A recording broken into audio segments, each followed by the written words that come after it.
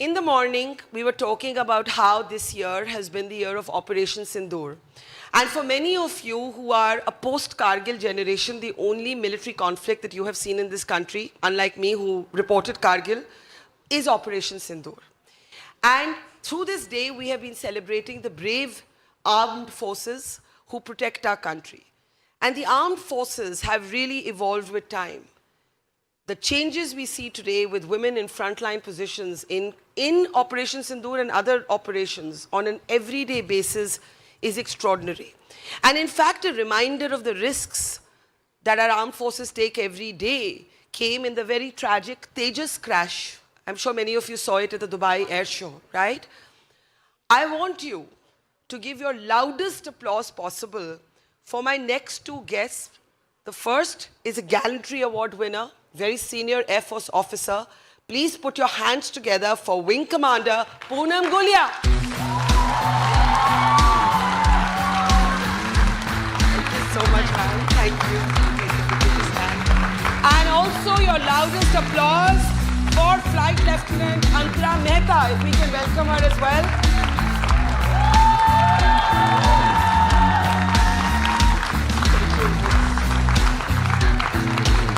I want you all to show them how much you admire them, not just with a standing ovation, but a rousing applause. I always say, when I was young, I used to crush on men in uniform. Now that I'm older, I crush on women in uniform. Request you to take your seats, ma'am.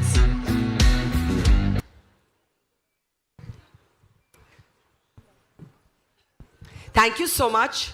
Really appreciate it. Everybody settle down so we can start the conversation. I want to start with you, ma'am. Does the uniform recognize gender or is the uniform gender neutral? What made somebody like you join the Air Force? First and foremost, good afternoon, everyone. Jai Hind. Jai Hind. Can it be a little more louder, please? Jai. Yes, that's the spirit. Yeah. Thank you so much, ma'am, for inviting us over here and this warm welcome.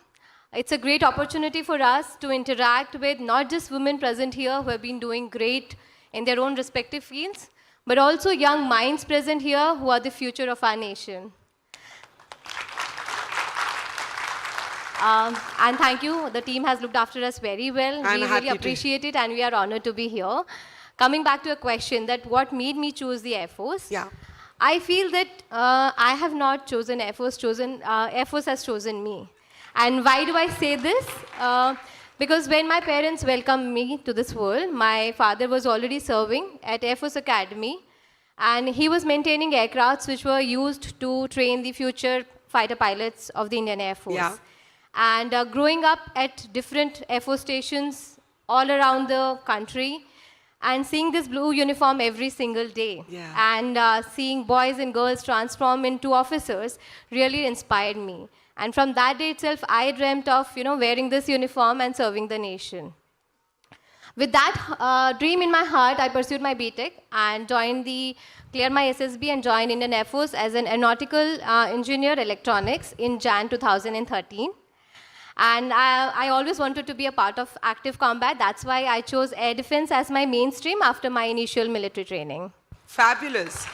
And if I may ask you the same question, ma'am, what drew you to the Air Force? First of all, thank you so much. As ma'am said, your team has been lovely. Thank you. And taking care of us. It is an honor for us to have you with us. Thank you so much, ma'am.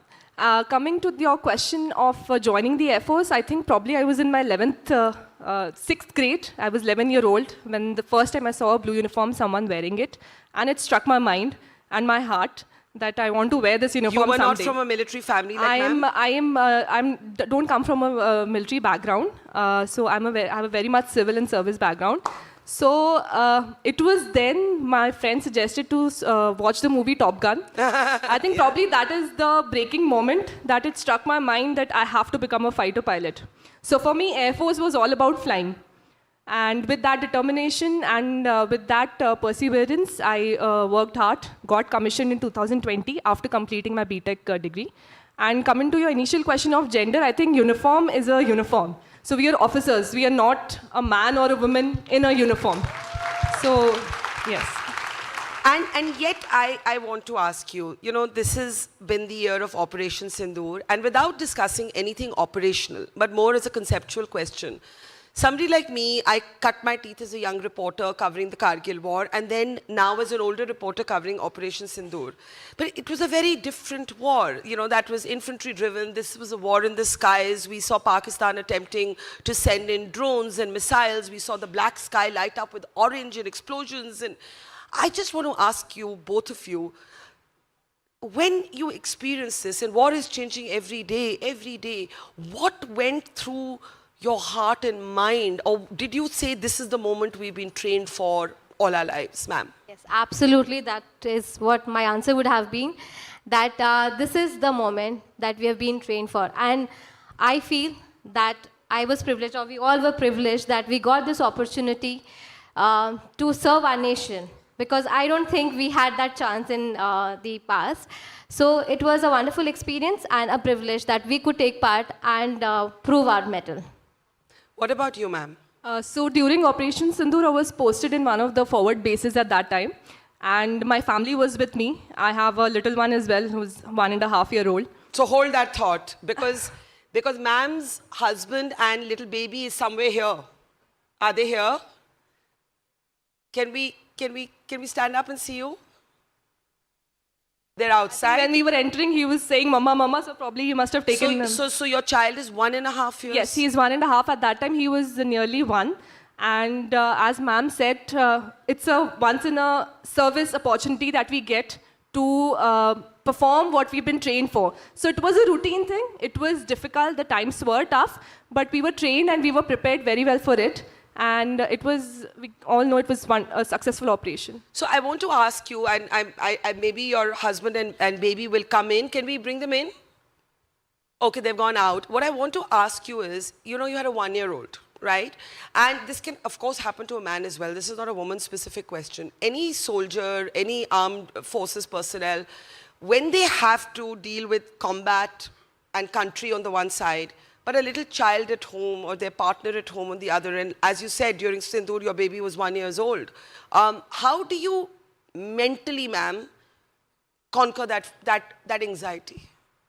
First of all, not just in defense forces, I think in all the fields wherein women are there working and on the forward basis they are there. So I think you need to have a very strong family support. So for me, they were my in-laws and my mother, of course.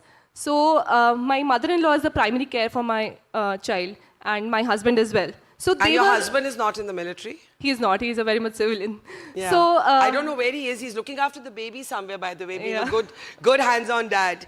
Please find them and bring them in. Huh? So I think you need to have a very strong family support, those who are there to take care of your little one. And we've been trained mentally so strong that... Come up on stage. You also deserve a round of applause, and we need to see this wonderful 1.5-year-old who has a beautiful role model, and he's being quite stubborn, huh? He just wants to come to Mama. He just wants to come to Mama.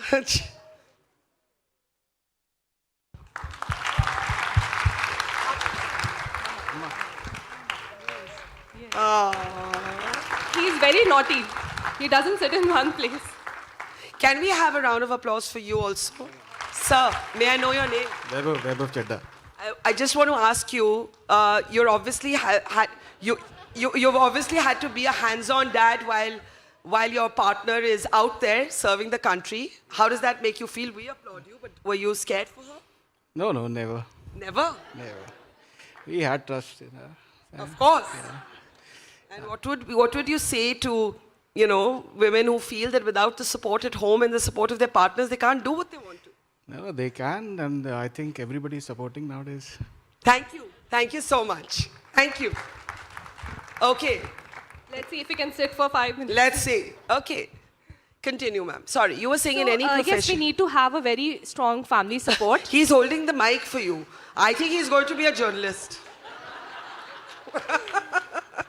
But also the training is such that we are mentally so strong that we have to leave our... so we have 2 roles. One, when we come home, then we have to handle the family. But once we wear the uniform, once we wear the overall, then we are completely transformed into that. And we have been trained very well for that. So once we are there in the office or we are flying or operating any machine, that time we don't think what is happening at back at our home. But ma'am, it's an extraordinary mental battle. You know, you're a decorated officer. You have seen so much challenge. How do you block out anxiety? How do you block out fear? I know that it's training, but still it is some sort of leap.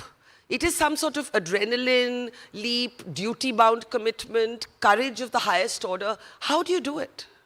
Like Andra had already said, that when we have family back home and we know that our kids are being looked after well, so that is taken care of. We don't think of that.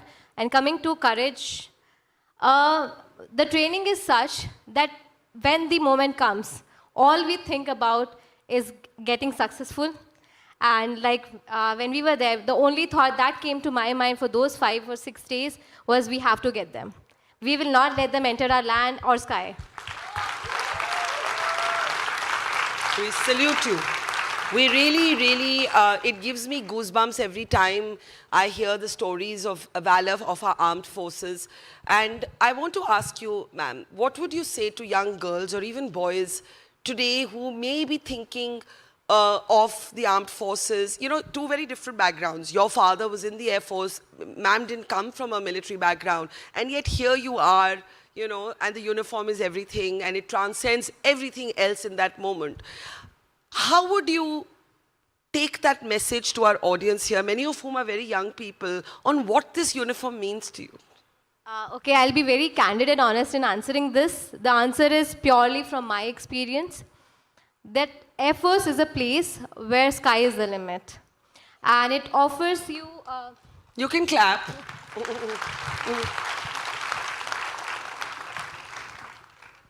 So the life behind this blue uniform gives you a healthy work environment along with immense opportunities to grow. The organization is always pushing you forward to do better and have a life full of passion and adventure. Yeah. Oh, sorry. He is going to be 100% a journalist. He wants all the mics. He wants all the... Should we... Are you okay? Or you want to... Yeah? Now I think... Sir, we need you. Because it takes a village and it takes the dad also for women to shine and follow their dreams. Thank you, sir. Thank you. Yes. Oh, bye. Oh, So sorry, ma'am. Yes. So the Indian Air Force gives you wings, which makes you fly beyond the horizon of your own imagination. So don't be scared. If you want to have a life full of passion and adventure, come join us and touch the sky with glory. You came from a civilian background. You saw Top Gun, you saw the fighter jets, you saw Tom Cruise. What would you hope would motivate young people today that someone like you who all, you know, many of them are civilians, what would you say to them? So there's a very famous phrase that is written in the wing of the Air Force Academy, which kept me going through the tough times. It said, somewhere above the rainbow, the sky is blue, and the dreams that you dare to dream really do come true. So to the young girls, I would say, never lose sight of your dream, and you need to work hard towards it. And if we keep going day by day, it's a day by day process, then you will definitely achieve your goals and dreams in mind. The Air Force gives you wings to fly. The sky is beautiful. The flying is absolutely something that I cannot express. It gives you a sense of pride. It gives you honor and respect. And in return, it will take every ounce of your being.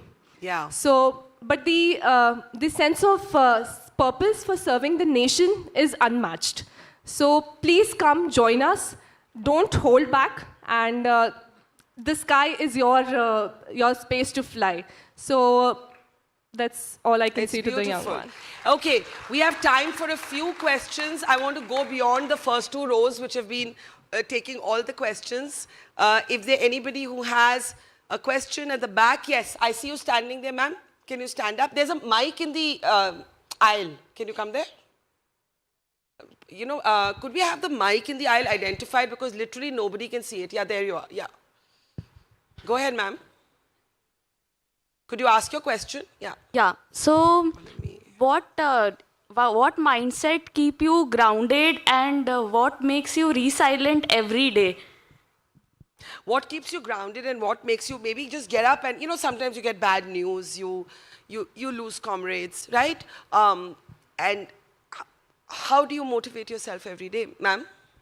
Okay, so once you wear this uniform, you don't need any motivation. So once you look at yourself in the mirror, you know what you have to do. That's it. Is that easy? Yes, now maybe yes, we are conditioned to do so, and now that is, it has been so many years. Even if there is a bad news or a good news from home, it doesn't affect us much because we know there is something waiting for us at the office, and we have to go and get that done. Is it the sense of something larger than yourself? In the end, the uniform is larger than everything. I think, first of all, it's very important to know that where you come from. You should never forget your roots, your family, your background, and where you're coming from. So that keeps us grounded. Your family is there, so that helps us to be grounded. And I think a sense of pride or larger than life is nothing like that because it's a routine thing for us. Really? We look at you and we're like, these heroines, these heroes, and you're like, it's routine. But taking a sortie every day, flying that beautiful fighter jet, it's a routine thing because we have been trained to do those things. Yeah. And we don't get that feeling or we don't get that time to realize that we are flying a fighter jet. There's no time. If there is, us instructors used to say, if you have a second to think, that means something is going wrong. So every second we have to be on our toes and performing that routine thing or that duty towards everyday job. And it's more of a calling for the nation. So we don't think of it as a job or as a service. It's for more of a calling on a larger picture. So that keeps us motivated, and we cannot have a day or a moment of louse. We have to be prepared 24/7, 365 days. So that also keeps us motivated. Before we close, we have a few more minutes left. So if there are questions at the back, yes. Okay. Yes. On the left side, I saw someone's hand go up. If you can stand up.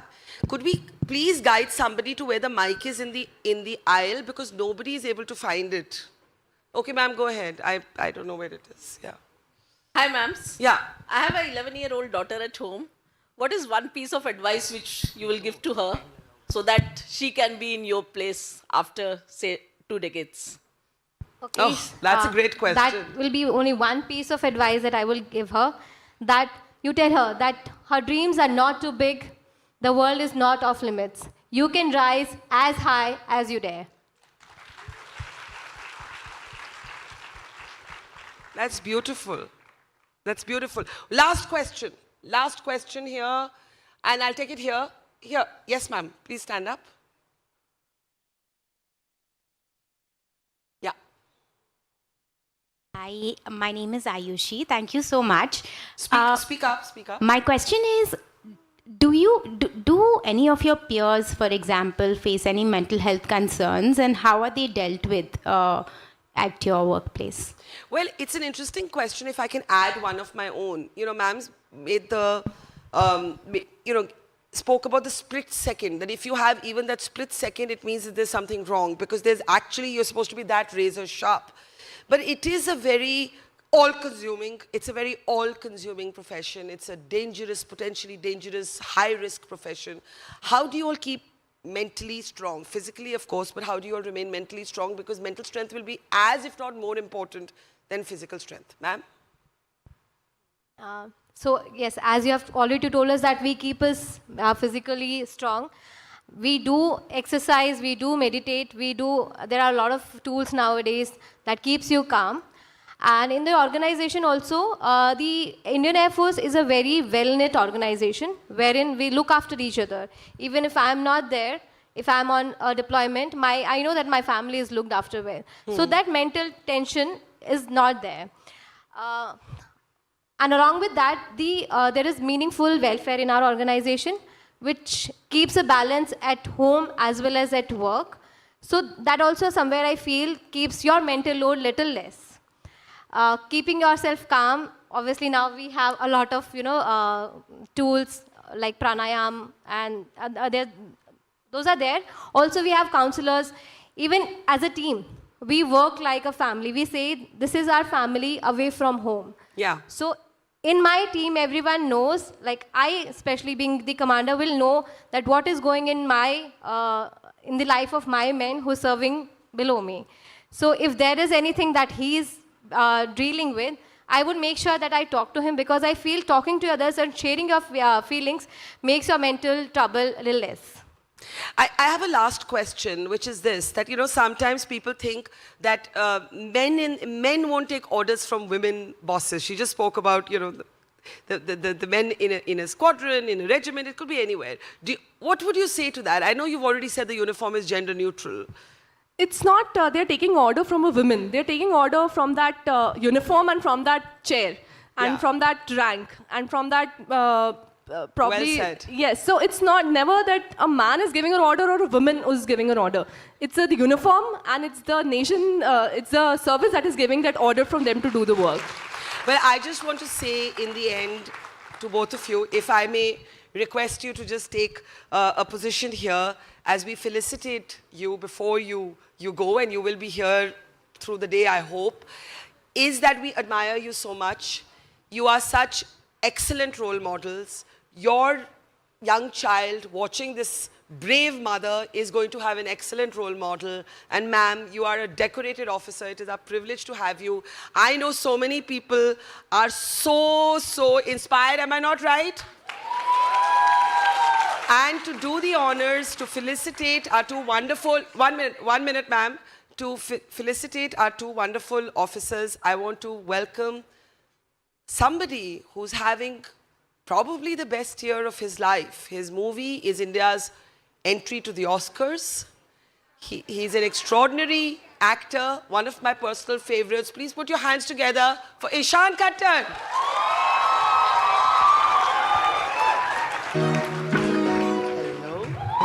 So nice to see you.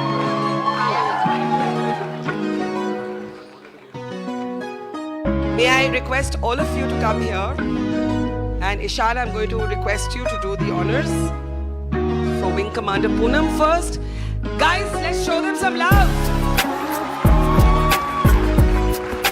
And for Flight Lieutenant Anupam. Ma'am, don't go back. Please, आगे आओ. आगे आओ.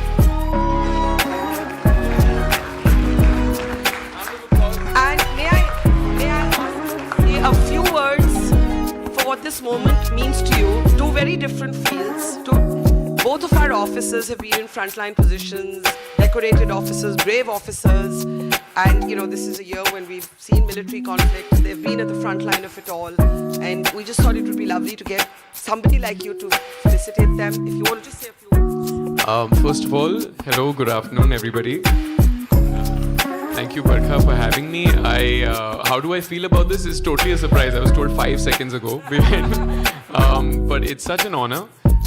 Thank you for allowing me to show my gratitude as well. Having spent some time with the Armored Corps during prep for a film called Pippa that I did, which was a war drama. I know what it takes, and I know the grit and the resilience that the armed forces function with every single day of their lives. And so I have utmost respect for both of you. And you know, as they say, ke desh ki betiyan, this is a very, very inspiring thing to see. And my gratitude to you to let me express this. Thank you so much. Thank you so much for your service. Thank you. May I just take the mic for a second? Before our officers leave, can we show them some love? Thank you, ma'am. Thank you. Thank you so much. Such an honor. Such an honor. Thank you. If I may, you have a fly in the back. Fly and fly, huh?